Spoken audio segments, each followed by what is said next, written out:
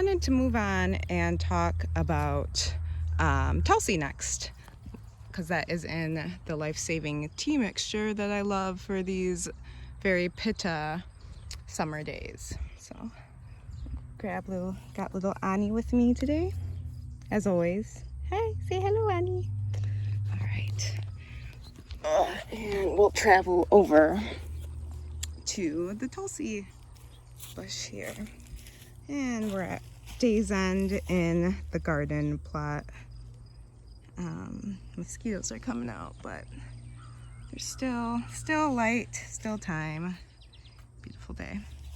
All right, so here we are at our Tulsi bush.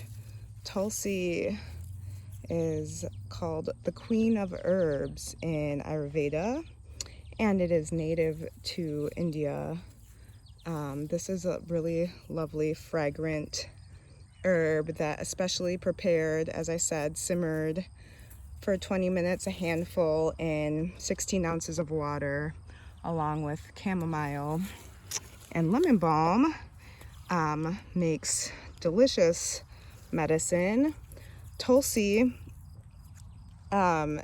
is actually a very fragrant herb full of essential oils, and the essential oils are antimicrobial, they're antibacterial and antiviral, they're lung medicine.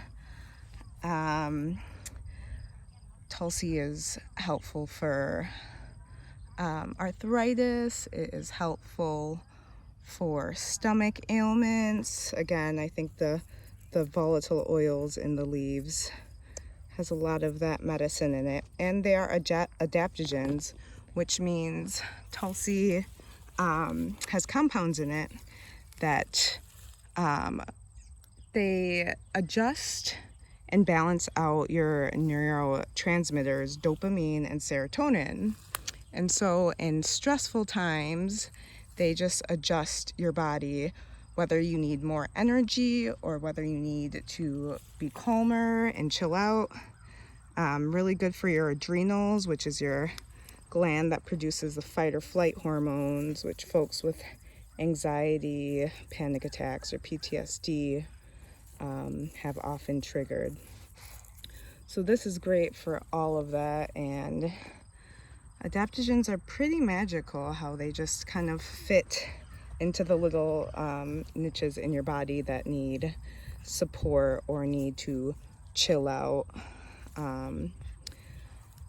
Tulsi also is related to basil, and some people even use it in their culinary arts, just throwing a little bit in with food. I haven't done that yet so far.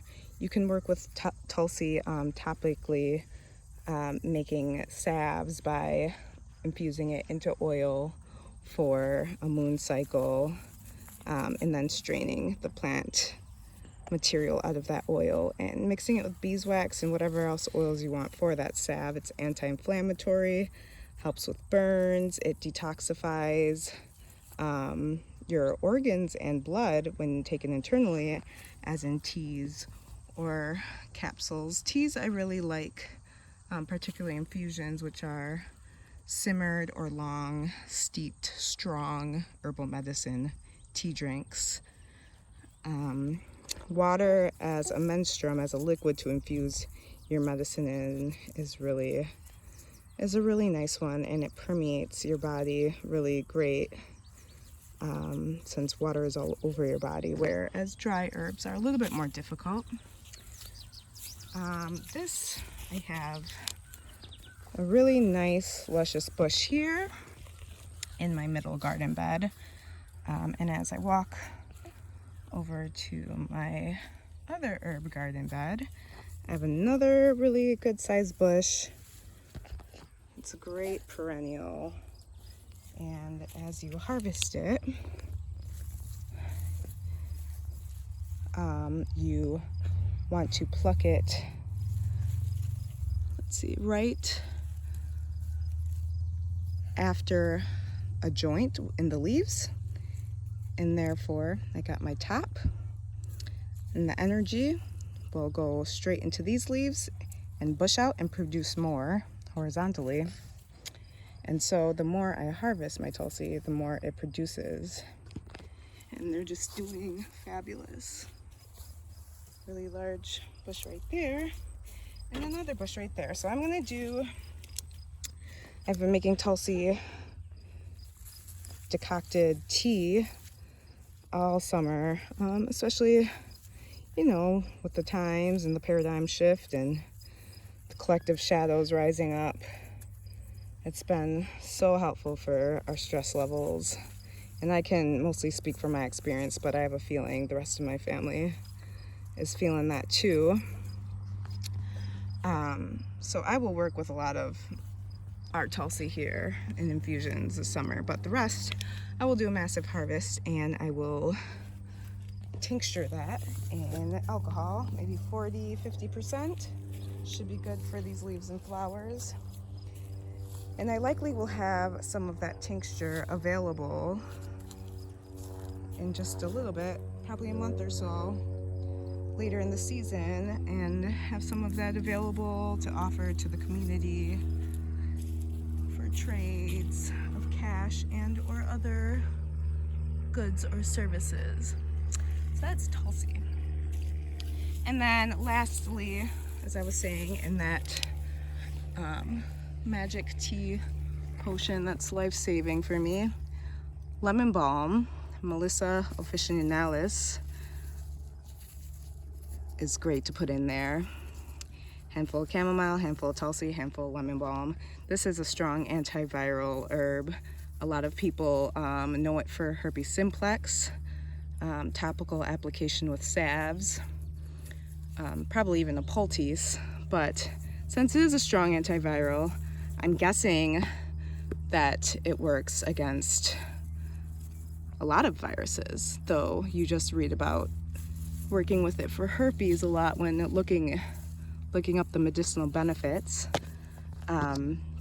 It also is, you know, really calming for the nervous system. It's a nervine. And it also is uplifting because it's got this lovely lemon scent and lemon flavor, which is a really sunny, antidepressant, uplifting feeling for it. And this particular plant, and this is the part of the year that lemon balm is about, you know, past its prime. As you can see, there's some of these leaves that are light colored, which I believe means the essential oils are more accessible.